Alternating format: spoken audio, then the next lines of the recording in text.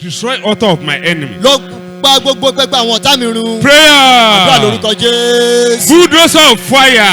búdòzà iná. Bulldozer of Holy Spirit.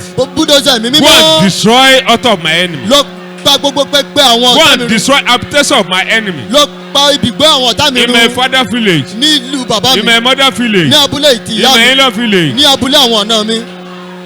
In my place. lọ́dọ̀ mi.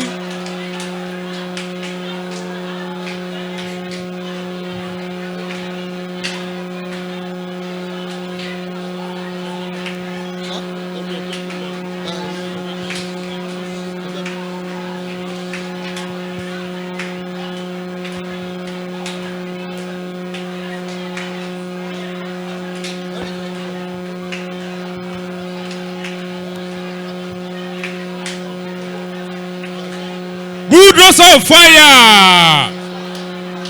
Bulldozer of Holy Spirit. búdòzà iná. búdòzà ẹ̀mí mímọ́. Go and bulldoze my enemy. ó yá lọ pa àwọn ọ̀tá mi run. Go and bulldoze altar of my enemy. lọ bùdóòsì gbogbo pẹpẹ àwọn ọ̀tá Bulldoze mi. them. ó yá bùdóòsì gbogbo Bulldoze wọn. them. bùdóòsì gbogbo wọn. Bulldoze them and pieces them. ó yá bùdóòsì wọn kó pa wọn run. Bulldozer of fire. búdòzà iná. Bulldozer of Holy Ghost. búdòzà ẹ̀mí Go mímọ́. before me. ó yá ṣáájú mi In lọ. my dream. lójú àlá mi. Go and bulldoze my enemy. lọ búdóòsì gbogbo àwọn ọ̀tá mi. Bulldoze them. búdóòsì wọn kó ya wọn sí pẹ́rẹpẹ́rẹ. Let them no more again. jẹ́ kí wọ́n má gorí mọ́ kí wọ́n má sí Let mọ́. them no more again. má jẹ́ kí wọ́n wà mọ́ má jẹ́ kí wọ́n sí Bulldoze mọ́. them. ká wọ́n run jẹ́ In my father's house. ní ilé bàbá mi. In my mother's ní ilé house. ìyá mi. In my in-laws ní ọ̀dọ̀ àwọn house. àna In mi. my working níbi place. iṣẹ́ mi. In my house. nílé mi. Bulldozer of fire. búdòzà iná. Bulldozer of Holy Ghost. búdòzà ẹ̀mí mímọ́. Go before me in my ó yá dream. ṣáájú mi lọ nínú Go and àlá mi. bulldoze my enemy. ó yá lọ bá mi pa àwọn ọ̀tá mi run. Go and bulldoze habitation of my enemy. lọ gbogbo ibùgbé àwọn ọ̀tá mi lọ bùdóòsì wọn. Go before me in my dream. ṣáájú mi lọ lójú àlá mi. Bulldoze them. ó Bulldoze my yá kó enemy. máa Bulldoze ṣá them. wọn sí wẹ́wẹ́ kó bùdóòsì wọn.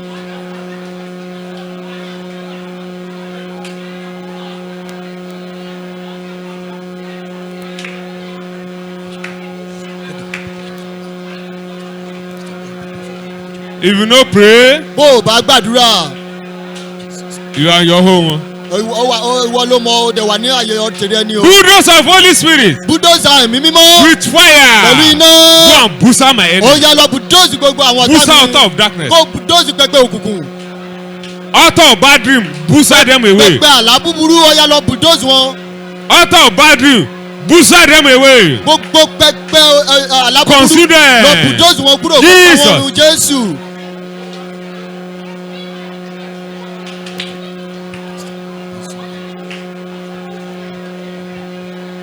Bulldoze them. bùdóòsì wọn kó pa wọn run.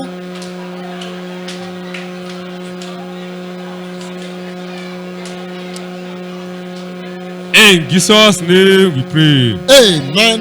fire. My picture àwòrán mi. turn to fire. ó yá dínà. Consume my enemy. gọjọ́ àwọn ọ̀tá mi run. àdúrà Prayer. lórúkọ In Jésù. the name of ní Jesus orúkọ Christ. Jésù Kristi. My picture turn to fire. àwòrán mi dínà. Go and consume my enemy. kó lọ jó àwọn ọ̀tá mi run. Turn to fire. dínà. Consume my enemy. jó àwọn ọ̀tá mi In run. the name of Jesus ní orúkọ Christ. Jésù Kristi.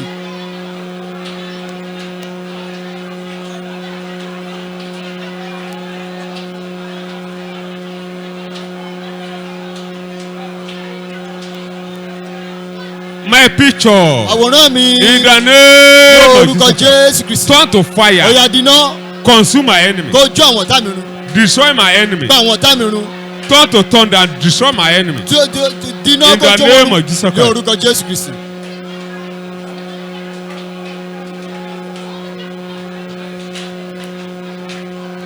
Pray, pray, pray, pray, pray.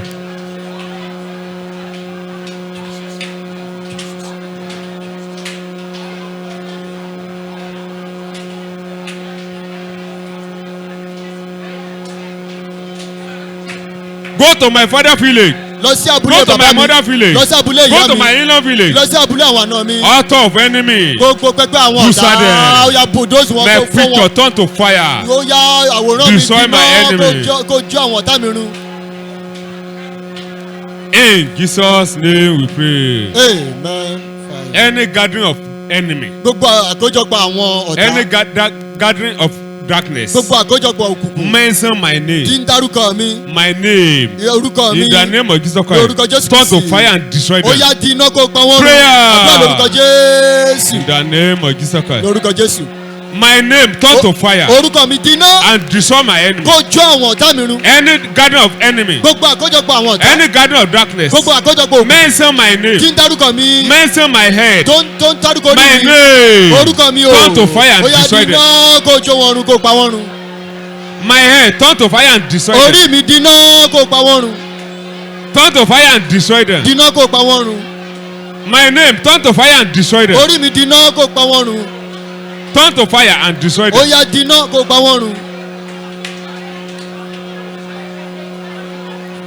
Any garden of enemy. Gbogbo àkójọpọ̀ àwọn ọ̀tá. Mention my name. Dárúkọ mi. Mention my Tó ń head. dárúkọ orí mi. My name. Orúkọ mi o. In the name of Jesus Ní Christ. orúkọ Jésù Kristi. Turn to fire Di iná and destroy them. kó dẹ̀ pa wọ́n run.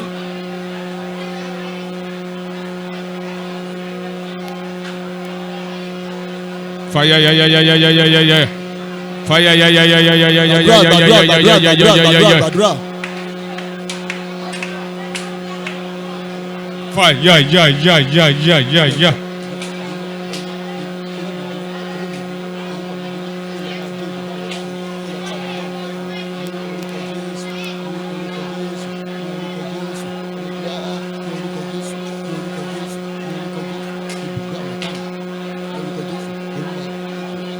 In Jesus' name we pray. Amen. Fire. Every generational curses Gbogbo ègún ìran in my father's house, ní ilé bàbá mi. in my mother's house, Nílé ìyá mi. in my in-laws house, Ní ilé àwọn àna mi. in my life. Láyé Oh, you are mi. destroyed by fire. Ó yá gbiná kó Destroyed by fire. panu Prayer. àdúrà lórúkọ Jésù. Every generational curses Gbogbo ègún ìran in my father's house, ní ilé bàbá mi. in my mother's house, Nílé ìyá mi. in my in-laws house, Ní ilé àwọn àna mi. in my life. Láyé tèmi Destroyed gan. by fire. Ó yá parun nípa iná. Come out and destroy. Jáde kó parun. In the name of Jesus Ní Christ. orúkọ Jésù Kristi. In the name of Jesus Lórúkọ Christ. Jésù Kristi. Come out my life. Jáde kúrò láyé mi. Destroy. Kó parun. In the name of Jesus Christ. Lórúkọ Jésù Kristi. Destroy. Parun.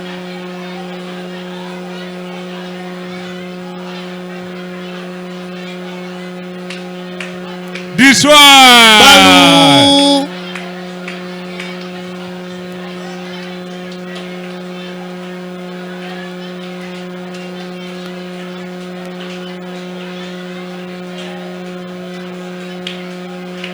In Jesus' name we pray. Amen. Fire. Go and pick that thing and You rub your head like this. My head. throw. Wàá fọwọ́ pa orí Come out rẹ̀ from bẹ́lẹ̀. under curses. Sọ pé orí mi jáde kúrò lábẹ́ ẹ̀gún. But you self don't curse anybody after this prayer. Àmọ́ lẹ́yìn àdúrà ìwọ náà má bu ẹnikẹ́ni má ṣe pé. má ṣe pé fún ẹnikẹ́ni o. My head. Orí mi In the name of Jesus Christ. lórúkọ Jésù Kristi. Come out Jáde from under any curses. kúrò lábẹ́ ègúnkégún. Come out Jáde through Jesus Christ. nípasẹ̀ Jésù Kristi. Prayer. Àdúrà lórúkọ Jésù. My head. Come Orí out mi. from under curses. Kúrò lábẹ́ ègún. In the name of Jesus Christ. Lórúkọ Jésù Come out Kristi. Jáde kúrò from lábẹ́ under ègún. curses. Kúrò lábẹ́ My ègún. head. Orí mi. My destiny. Àyànmọ́ mi. My glory. Ògo mi. My blessing. Ìbùkún mi. Come out from under Jáde curses. kúrò lábẹ́ ègún. My blessing. Ìbùkún mi. Come out Jáde from under curses. kúrò lábẹ́ ègún. My head. Orí mi. Come out Jáde from under curses. kúrò lábẹ́ ègún. My glory. Ògo mi. Come out Jáde from under curses. kúrò lábẹ́ ègún. In the name of Jesus Christ. Lórúkọ Jésù Kristi. Come out. Jáde Come out jáde through Jesus. nípasẹ̀ Jésù Kristi. Through Jesus. Nípasẹ̀ Jésù Kristi. Through Jesus. Nípasẹ̀ Jésù Kristi. Come out. Jáde Come out. jáde Come out. jáde.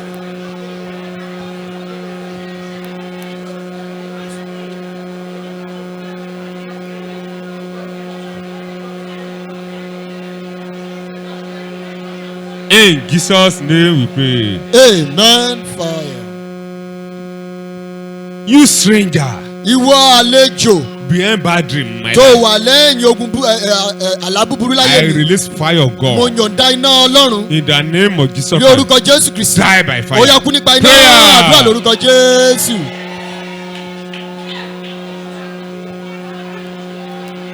You spirit and power behind bad dream. Ìwọ agbára àjẹmí tí ń bẹ lẹ́yìn àlá búburú. You producer of bad dream. Ìwọ tó ń pèsè àlá búburú In my life, láyé mi. I release consuming fire of Mo God. yọ̀ǹda iná ajọ́nirun Ọlọ́run To you now. sí ọ nísìn.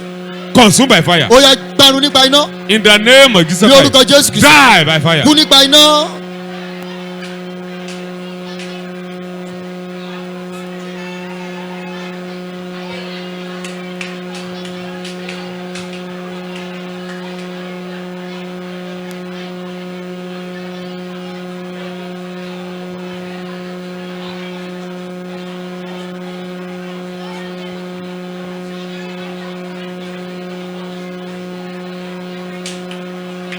Viewers all over the world. Ẹ̀yin tẹ́ ń wò wá ní gbogbo As you are watching us.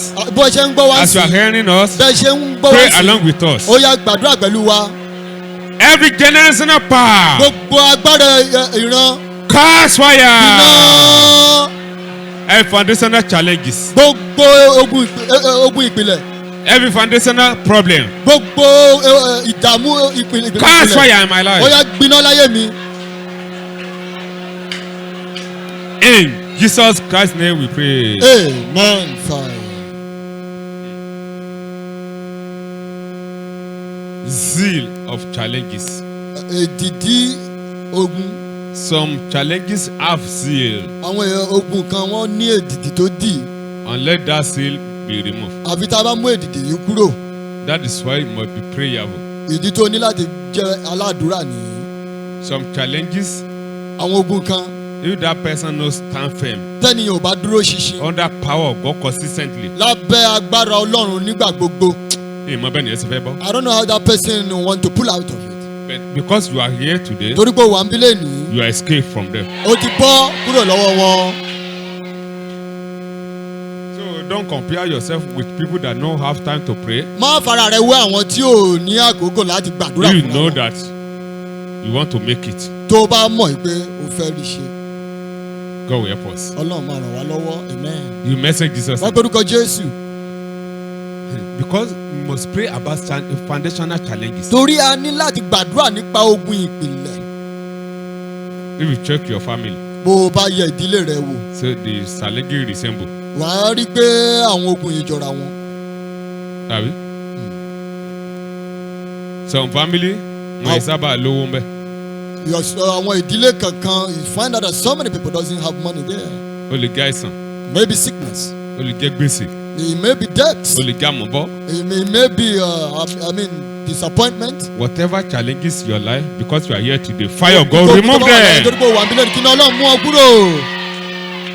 You message Jesus. Wọ́n gbórúkọ Jésù. Jesus Christ. Jésù Kristi. Check my life from the beginning. Yẹ ayé mi wò láti ìbẹ̀rẹ̀. Any foundational challenges against my life, Gbogbo ogun ìpìlẹ̀ tó ṣẹlẹ̀ òdì sáyé mi. remove them and fire them Ó yá away. mú ọ kúrò kó fi iná jó wọn kúrò. Prayer. Lórúkọ Jésù.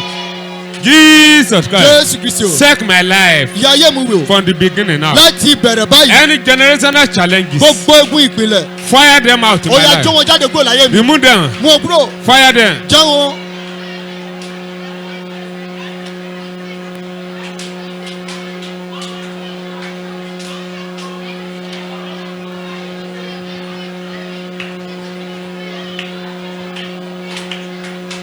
Remove Mú ọ them. kúrò. In Jesus' name we pray. Amen. Fire. Whatever thing that enemy planted in my body, Ohunkóhun tó ta gbìn sínú ara mi. knowingly or unknowingly, Bí ó mọ̀ bí mo mọ̀ bí mi ò mọ̀. fire of God. Enter Iná my Ọlọ́run body. wọnú You ara have mi. remove it. Ó yá mú kúrò. You do like this. Remove it. Remove it. You can move like this. Remove it. Ó yá dúró Prayer. lórúkọ Jésù. Whatever thing that enemy planted in my Gbogbo ohun body, tó ta knowingly or gbìn unknowingly, sára mi. fire of God enter my Iná body. Ọlọ́run Remove wọnú it. ara mi. Fire of Jesus Christ. Remove Iná it. Jésù Kristi wọnú ara mi kó mú Remove it. kúrò mú kúrò Remove it. mú kúrò. You can mask gun. Ó lè fẹ́ tẹ̀lé Remove jọlẹ̀. it. Remove it. Mú kúrò. Viewers all over the world, Ẹ̀yin tẹ́ ń wò wá ní gbogbo àgbáyé. as you are hearing us, Bẹ́ẹ̀ ṣe ń gbọ́ wa. as you are watching us, Bẹ́ẹ̀ ṣe ń wò wá. pray. Gbàdúrà. Any plantation of enemy Gbogbo irúgbìn in my ọ̀tá body, lára mi. fire of God enter Iná my Ọlọ́run body. ó yá wọnú Oh yeah, ara mi. remove it out. Ó yá mú Remove kúrò. it out. Mú kúrò nísìn. Remove it out. Mú kúrò nísìn. Remove it out. Mú kúrò jáde. Remove it out. Mú sí Remove kúrò. it out. Mú kúrò I want nísìn. to be free. Mo fẹ́ Remove it dòmìnira. out. Mú I want kúrò. to be free. Mo fẹ́ Remove it dòmìnira. out. Mú kúrò. Gbàdúrà. Shake your body. Ó Mask yá máa gun. gbọ́n ara rẹ kó máa fẹsẹ̀ rẹ Come jọlẹ̀. on. Jáde. Gbàdúrà. Maybe sickness. Bí àìsàn ni. Maybe failure. Bóyá Maybe àmúbọ̀ ni. disappointment. Bóyá ìjákulẹ̀ ni. Maybe hatred. Bóyá ìkórìíra ni. Maybe fail. maybe cobwebs, bóyá ìwọ aláǹtakò ni. maybe mark of failure, maybe sickness, bóyá ìsàn ni. maybe stagnation. bóyá ìdádúró Fire of God enter my body. iná Remove Ọlọ́run it. wọnú ara mi. Remove it. mú kúrò. Remove it. mú kúrò. Remove it. I mú want to kúrò. be free. mo fẹ́ di òmìnira. I want to be free. mo fẹ́ di òmìnira. Remove it now. mú kúrò nísìnyí. Remove it now. mú kúrò Remove nísìnyí. it now. mú kúrò Remove nísìnyí. it. mú kúrò nísìnyí. Jesus. Jesus. Jésù. Jesus. Jésù o.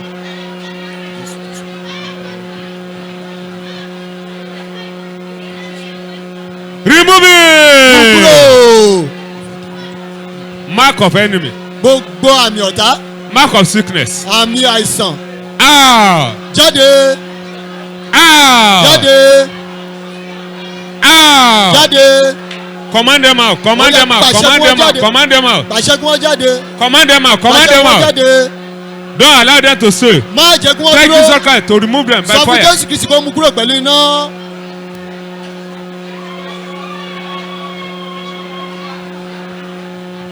Come on. It's jáde. happening there. It's happening. Ah. jáde. Ah. jáde. Planters of enemy. Come gbogbo on. orúkọ Come on. ọ̀tá Come on. jáde jáde jáde jáde jáde Ah. jáde. Ah. Come on. Come on. In the name of Jesus Christ. Jésù Kristi. Ah. jáde. Ah. jáde. Ah. jáde. Ah. jáde. By fire. Nípa iná. By fire. Nípa iná. By fire. Nípa iná. By fire. Nípa iná. Command them out. Command them pàṣẹ out. pàṣẹ kí wọ́n jáde. Planters of enemy. gbogbo irúgbìn ọ̀tá. Arrow of sickness. gbogbo ọfà ọ̀tá. Arrow of delay. gbogbo ọfà ìdádúró. Arrow of disappointment. gbogbo ọfà ìjákulẹ̀. Arrow of sickness. gbogbo ọfà ìsìn. Arrow of failure. gbogbo ọfà òkú. Arrow of suffering. gbogbo ọfà Arrow of ìjìyà. death. gbogbo ọfà gbèsè. Ah. jáde. Jesus. Jésù. Jesus. Jésù. Fire them. Fire them. Fire them. Fire them. Jọ wọn níná, jọ wọn níná. Come on. Come on. jáde. Planters of sickness. gbogbo irúgbìn àìsàn. Planters of death. gbogbo irúgbìn gbèsè. Planters of death. gbogbo irúgbìn Planters ikú. of stagnation. gbogbo irúgbìn Come ìdádúró. on. jáde. Chain of stagnation. Break. gbogbo ṣẹkẹṣẹkẹ ìdádúró fọ́. Garment of shame. Catch fire. gbogbo aṣọ èrí. Garment of shame. Catch fire. aṣọ èrí gbiná. Catch fire. gbiná. Catch fire. gbiná. Catch fire. gbiná. Fire them. Fire them. Fire them. Fire them. Fire them. Fire them. jọ wọn níná.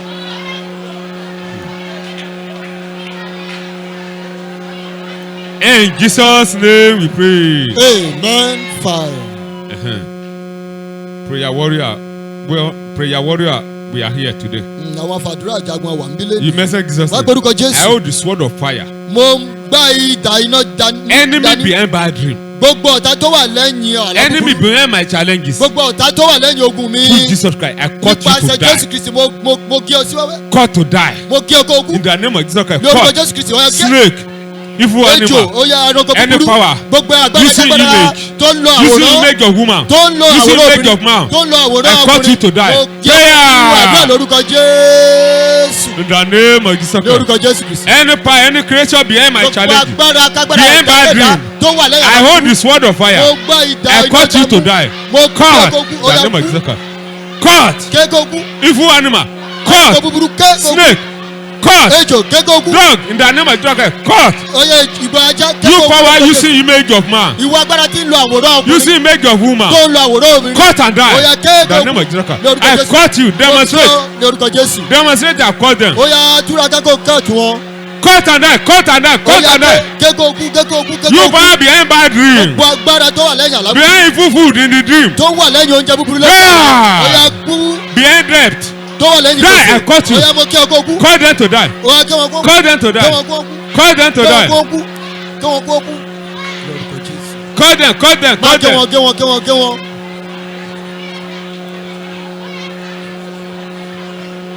If you no pray, you are on your own. bó o bá gbàdúrà o wà láàyè tirẹ̀ You are on ni your o. own. o wà láàyè tirẹ̀ ni o. Sword of God, call them to die. Call them to die. Sword of Jesus Christ.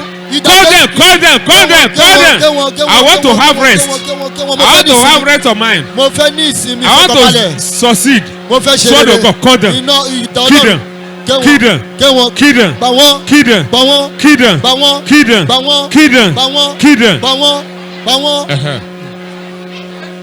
Destroy them. bà wọ́n run.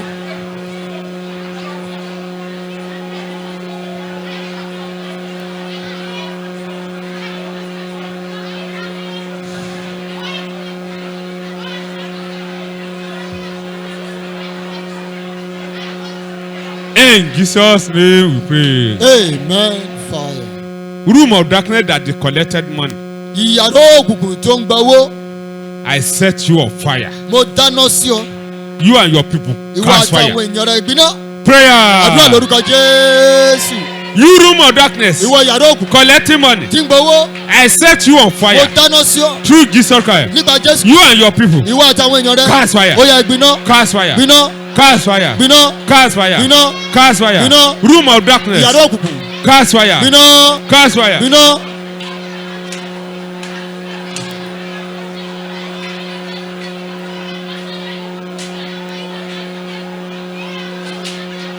I set you on fire. Mo dáná sí ọ. Cast fire. Ó yá gbiná. In the name of Jesus Lórúkọ Christ. Jésù Kristi. In the name of Jesus Lórúkọ Christ. Jésù Kristi. Cast fire. Gbiná. Cast fire. Gbiná. Cast fire. Gbiná. Cast fire. Gbiná. Cast fire. Gbiná. Cast fire. Gbiná.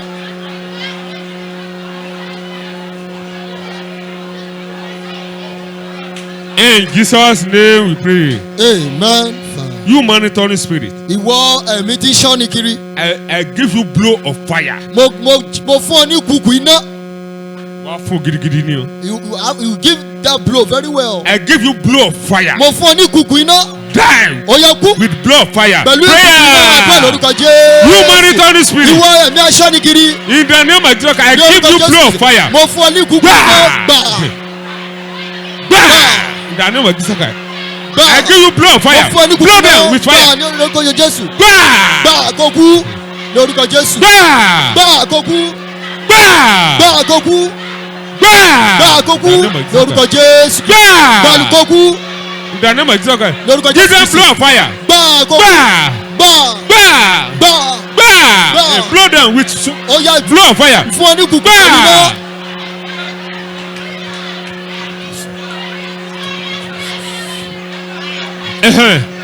In Jesus' name we pray. Amen.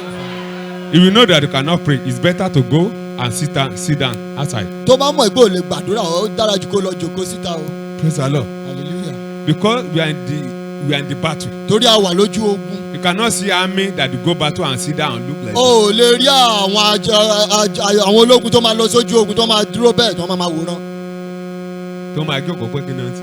And they will sit down and say, what are they doing there? Are you hearing me? Ṣé ò ń gbọ́ mi? As you are here, Ó sì wá ń bí. you mean it. Ó túmọ̀ sí wípé ìwọ ó mú. O mean it. O mí ni ẹ̀. O mú ní pàtàkì. You understand? The message is certain. Lágbórúkọ Jésù. So, some power that are waiting the junction of breakthrough. Àwọn agbára kan tí ń dúró ní ìkóríta ìṣerere. And the power that monitoring people studying the junction of breakthrough. Àti agbára tí ń ṣọ́ àwọn ènìyàn kiri tí ń ṣọ́ ìkóríta ìṣerere yẹn. Tí mo ń tẹ̀lé yẹn. That it follows people. Tí mo ń tẹ̀lé yẹn pé. It follows people. Àti tó máa ń dúró. And the one that will stand. Is do like this. You see where? Wàá ṣọwọ́ rẹ bẹ́lẹ̀. You are not playing here. Ṣeré ń bí báyìí. So you that to pray it with your heart. Ìwọ tó bá gbàdúrà pẹ̀lú ọkàn You rẹ. receive victory that never ceases. Wàá rí ìṣẹ́gun tó ò tí ì rírí. Your story will change to good. Ìtàn rẹ máa yí padà sí rere.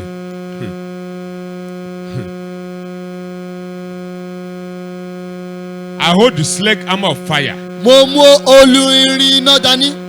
You monitoring spirit. Ìwọ ẹ̀mí aṣọ́ ni kiri. That is studying me in junction of success. Tó jó òun ṣọ́ mi kiri ní ìkóríta ìṣerere mi. You spirit. Ìwọ ẹ̀mí. And power. Àtàgbára. Are waiting. Tó dúró. In the junction of my breakthrough. Ní ìkóríta ìṣerere mi. I blow you with sledgehammer of Ó fire. yá mo fi olú irin iná mo fi lọ. Through Jesus Christ. Nípa Jésù Kristi. Ó yá kú.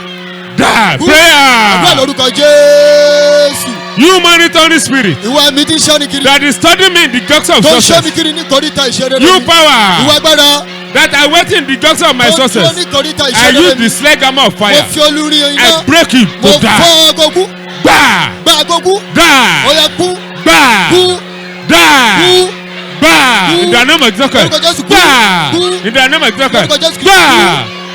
Hit them with sledgehammer of Ó yá fire. fi olú irin ìlú wọn. Bah! Ó yá, Sledgehammer of Jesus Christ. Olú Break irin them. Jésù Kristi ó yá fọ́ wọn sí wẹ́wẹ́. Bah! Kú. Viewers all over the world. Ẹ̀yin tẹ́ wọ́n wà ní Pray gbogbo along with us. Ẹ gbàdúrà pẹ̀lú For wa. you to have breakthrough. Kó o lè bá ní Every power of delay. Gbogbo I'm agbára waiting. tó ń dúró. In the junction of my breakthrough. Nítorí ìṣerere mi. I break your head. Ó yá mo fọ́ Die! ilẹ̀ The kú name of Jesus lórúkọ Christ. Jésù Kristi. Bah! Your Gbà head kú break. lórúkọ Jésù Kristi. Bah! Your head Lórúkọ break. Jésù Kristi. gbà your head lórúkọ Jésù Kristi. in the name of Jesus Christ lórúkọ gbà. Jésù Kristi kú.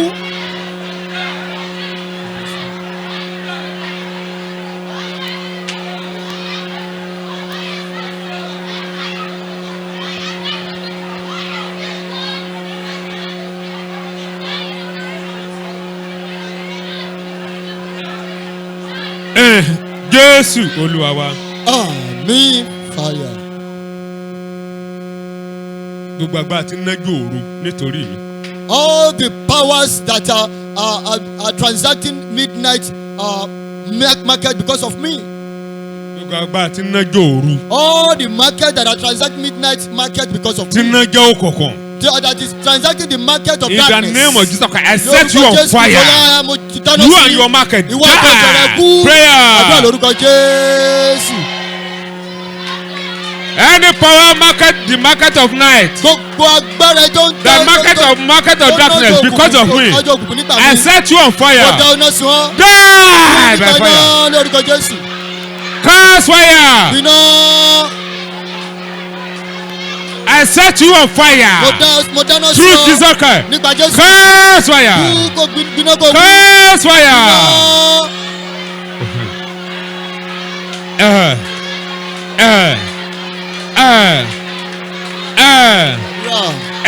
Gbàdúrà.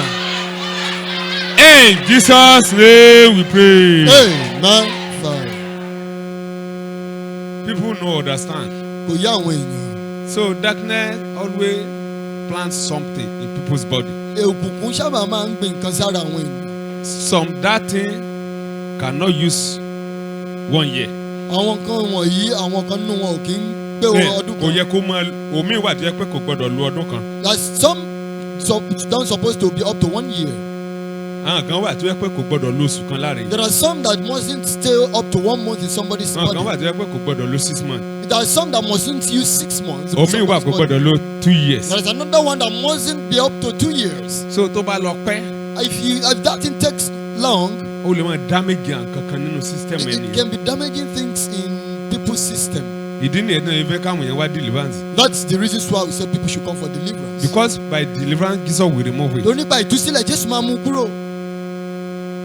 Ok, láì jẹ́ pé deliverance ṣẹlẹ̀ ṣé wọ́n rí ibi tí èèyàn ti pọ̀ bí 7 office pin rí. Without deliverance, would you have seen where someone vomited 7 office pins? Without deliverance Láìsí ìtúsílẹ̀. ṣé wọ́n rí. Have you ever seen it? Have you seen the person that is seated maggot live without deliverance? Ṣé òdìwọ́ ti rí ẹni tó ya ìdun rí láàyè tí ò sí Láì ìtúsílẹ̀? jẹ́ pé ó gba deliverance. Without deliverance. I'm telling you for you to understand. Mo ń sọ fún wa kó lè bá yé wa. When you receive it, Tó o bá gbà á, you will be able to, you will receive grace of God wá gbórí ọ̀fẹ́ Ọlọ́run to conquer your battle. láti borí ogun rẹ. As you see it like that, Tó o bá rí bẹ́ẹ̀, we run for sin. wàá sá fún ẹ̀ṣẹ̀. Bad thing that you are doing before, you will abandon it. Àwọn ohun búburú tó ń ṣe tẹ́lẹ̀ wá pa wọ́n tì. Because grace of God is in your body now. Nítorí pé orí ọ̀fẹ́ Ọlọ́run wà lára rẹ báyìí. And then that grace no likes bad thing. Torí orí ọ̀fẹ́ yìí báyìí kò dẹ̀ fẹ́ ohun búburú. Because if the enemy want to try you again, Torí tí ọ̀tá bá ti fọ́ dán o. if you run for sin and you are doing good, Tó o bá sá fún ẹ̀ṣẹ̀ tó dẹ̀ ń ṣe ohun rere. grace of God will be there Orí ọ̀fẹ́ Ọlọ́run máa wà ń bẹ̀. to empower you to overcome. Láti rú ọ lágbára láti borí àti ṣẹ́gun. You understand? Tó yé wa, So God will help us. Ọlọ́run máa ràn wá lọ́wọ́. So, one lady are looking for husband for a long time. Ọ̀dọ́mọbìnrin kan wá ọkàn nígbà pípẹ́. That lady can be like 38 years. Arábìnrin lè jẹ́ nǹkan bí ọmọ ọdún 38 nígbà yẹn. No marriage. Kò sí ìgbéyàwó. She waited for deliverance. Ó dúró fún ìtúsílẹ̀. After deliverance, Lẹ́yìn ìtúsílẹ̀. she saw 2 men came out from her body. Ó rí ọkùnrin méjì tó jáde kúrò lágọ̀ọ́ ara rẹ̀. After that, Lẹ́yìn ìgbà náà, she got husband. ó dẹ̀ rí ọkọ. After that, Lẹ́yìn ìgbà náà, she pregnant. ó lóyún. She deliver baby. Ó dẹ̀ bímọ. If that thing no come out, Tí àwọn ọkùnrin méjì yóò bá jáde, I'm telling you, mo ń sọ fún wa. anything that no want you to do deliverance, Ohun tí ò fẹ́ kó o ṣe ìtúsílẹ̀, It's your battle. Ogun rẹ ni. Don't allow them. Má gbà wọ́n láyè. Tell somebody beside you. Sọ fẹ́ Don't allow them. Má gbà wọ́n láyè. Don't join hand with your challenges. Má fọwọ́sowọ́pọ̀ mọ́ ogun rẹ. But join hand with Jesus Christ. Àmọ́ sowọ́pọ̀ mọ́ Jésù Kristi. I've told you the truth. Mo ti sọ òtítọ́ fún ọ. You message Jesus. Orúkọ Jésù. Jesus Christ. Jésù Kristi. Check my life spiritually and physically. Yẹ alẹ́ mi wò nínú ẹ̀mí àti lójú ayé. Anything Ohunkóhun that is not for good, tí o ṣe fún rere. fire them out. Ó yá ìfinàjò wọn I want jáde. to receive victory. Mo fẹ́ gba Prayer. orúkọ Jésù. Jesus Christ, check my life. Ó yá ayé mi wò. Spiritually, physically. Nínú ẹ̀mí àti lójú ayé. Anything that is not good, Ohunkóhun tí ò dára. help me and fire them out. Fi iná bá mi jó wọn jáde. I want to receive victory. Mo fẹ́ gba ìṣẹ́gun. I want to testify. Mo fẹ́ Remove them. mú ọ kúrò. Remove them. Mú ọ kúrò. Remove them. Mú ọ kúrò. Remove them. Mú ọ kúrò. Remove them. Mú ọ kúrò. Remove them. Mú ọ kúrò. Remove them. Mú ọ kúrò. Remove them. Mú ọ kúrò. Remove them. Mú ọ kúrò. Remove them. Mú ọ kúrò. Remove them. Mú ọ kúrò. In Jesus' name we pray. Amen. Lay your hand in any place that you are feeling something. Fọwọ́ rẹ̀ sí ibi kí That thing will come out now. tó ń ro ọ́. You message Jesus' name. Lágbórúkọ Jésù. Fire of God. Iná Ọlọ́run. Oh yeah, enter this place. Ó yá wọ Anything bíbà. against my life. Ohunkóhun tó lè Oh dùn yeah, sáyé. fire them out. Ó yá finá jó wọn You will jáde. rob that place. Wàá fọwọ́ Come pa out. ibẹ̀. Come Jáde. out. Prayer. Àdúrà lórúkọ Jésù. Jesus Christ. Oh yeah, let your fire enter this place. Jẹ́ kí iná rẹ̀ kí ó wọ bíbà. Anything against my life. tó ṣe lòdì Oh yeah, sáyé. fire them. Ó yá finá jó wọn jáde. Rob the place. Fọwọ́ Come pa out. jáde. Out. Jáde. If you are feeling chest pain, Bó o bá Rub ń jẹ your ìrora chest. ọkàn, ó yá fọwọ́ pa if you ọkàn are rẹ. feeling stomach pain, Bó o rub bá it. ń jẹ ìrora If nínú you are rẹ. feeling headache, Bó o bá ń ní ẹ̀fọ́rí. or you are feeling something in your neck, Ìjọba bóyá nǹkan Or oúnjẹ your ìrora eyes, lẹ́sẹ̀ or rẹ, your lójú hair, rẹ, lọ́rùn or your rẹ, leg, ní oh yeah, ẹsẹ̀ rub rẹ. it by Ó yá fire. fọwọ́ pa Ah. jáde.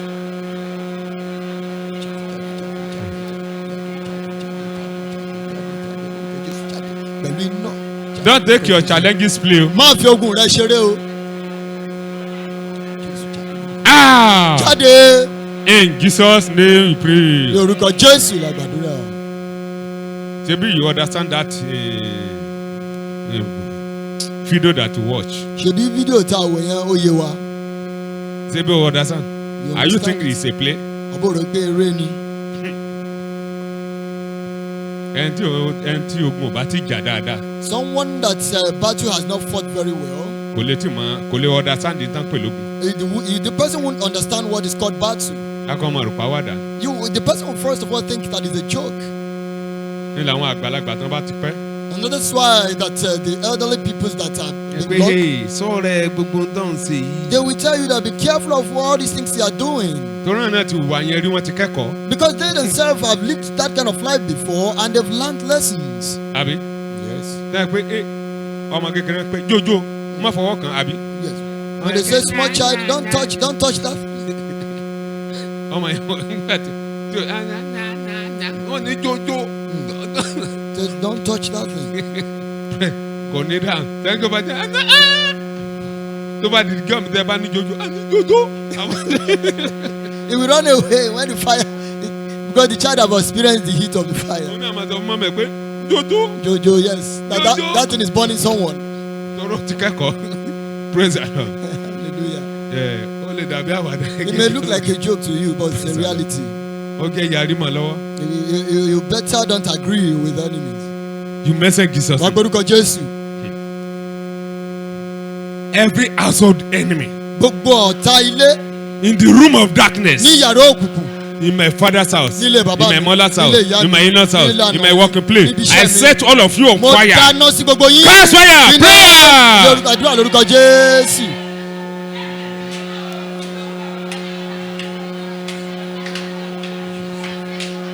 Enemy in the room of darkness. Gbogbo ọ̀tá ní yàrá òkùnkùn. In my father's house, in my mother's Nílé house, bàbá mi, nílé ìyá mi, in my in-laws house, in nílé my àwọn ọ̀dọ́ mi, place, ní ọ̀dọ̀ mi. I set you on Mo fire. dáná sí gbogbo yín. Cast fire. Ọ̀yà ìbínú. Cast fire. Bínú.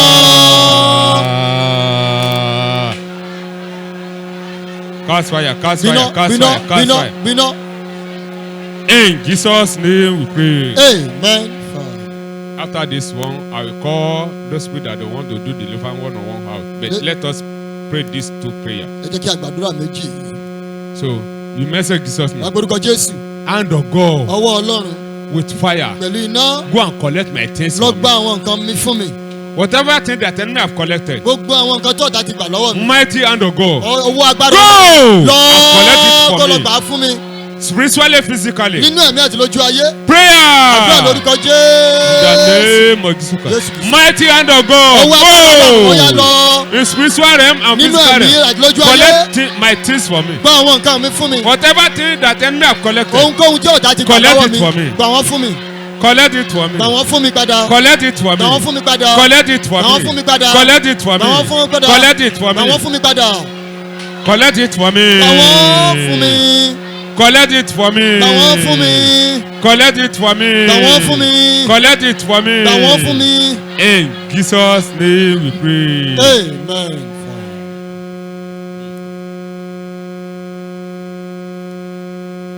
Ẹlòmíì wà báyìí.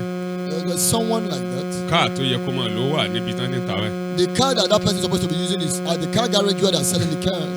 Àwọn kọ́sọ́mọ̀ máa wò pé kí ló dé náà tí ì ra mọ́tò yìí. No, the dealers will be looking at it. Why haven't they bought this car? Ngbègbè ẹgbẹ́ tó yẹ ó wà rà wà nóde. When it happens to be that the person that's supposed to come and buy it is in bondage. Bóyá nóde àìní. Maybe in the bondage of lack. Whatever bondage that you are in the Ibi mighty name of Jesus. come on! Come on! All of us, come on! In the mighty name of Jesus. You message Jesus' name. My inner man, my destiny, my prosperity. Come out from the cage. Come out, prayer. In the name of Jesus. Come out, my destiny. My blessing, my glory, my prosperity. Come out from the cage. Come out, come out, come out.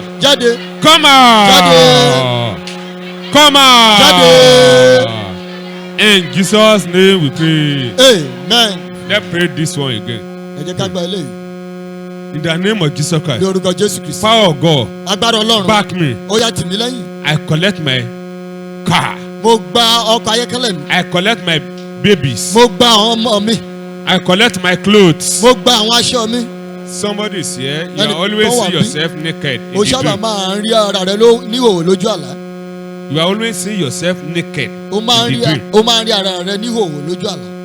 You don't know the meaning. They said they want to disgrace you. Any power that don't want to disgrace me or disgrace you, fire of God, destroy them.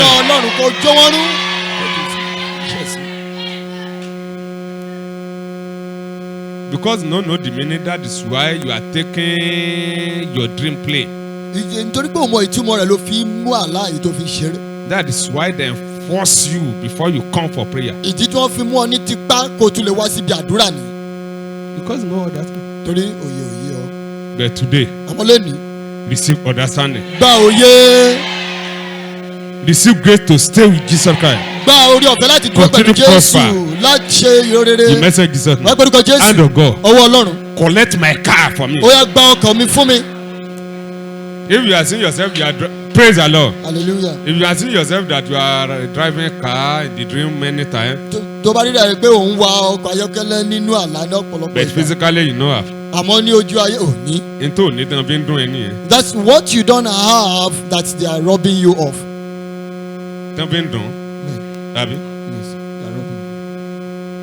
Yes, if you check it, you know that physically if you see a car, you like it. Tó bá wò pé lójú ayé wàá rí ọkọ̀ níbi tí wọ́n ti ń ta wàá lóore wàá like it àbí? Wàá like it. Ta lórí mọ́tò tó dáa tí ò like it? Who has a good car that will not like it? Àbí? Mo sọ ọmọ tí ó jù báyìí lọ́gàn àbí? Even if it's a little boy. My daddy see car. Daddy mi ẹ wo car yẹn. That's true. If you are carrying baby in the dream. Tó bá ń gbé ọmọ lójú àlá. But you know how it physically. Tó dẹ̀ ní lójú ayé. Nǹkan fi ń dún ẹni yẹn. That's what they are using to rob you. You know that you that know how baby, if you see baby physically. Ìwọ tí ò lọ́mọ tó bá ní ọmọ lójú tó bá rí ọmọ lójú ayé àwa ní ọmọ tó rẹwà ìwọ ọmọ yìí. Àbí? If you are seeing money in the dream. Tó bá ń rówó lójú àlá. And physically. Àti lójú ayé. You understand? Nothing. Kò sí kankan. They think that they used to deny you. Tán fi ń dún ẹ. Those are the things they are robbing you of. Which is supposed to be your blessing. Àbí? Ẹ tí o bá sọ́wọ́ lọ́wọ́ ẹ̀ tó bá rí owó sí òní pé. The person that doesn't have money, if you see money, won't feel it that this is money. Àbí no be so? It's true, it's true. Ṣùgbọ́n tó o bá ní. But when you have it, ìwọ̀n bá ló máa. It's not going to be the feeling. It's not going to be much. Because you don't know the meaning. That is why you are take it play. Torí pé o mọ ìtumọ̀ rẹ̀ ló fi ń ṣeré. Thing will be okay. Nǹkan máa dára. Thing will be okay. Nǹkan máa dára. Èèyàn múra ni o. But someone has to prepare. Because you are here today, your story change. Torí pé wà ń bí kí ìtàn rẹ kí ó yí padà sí rere.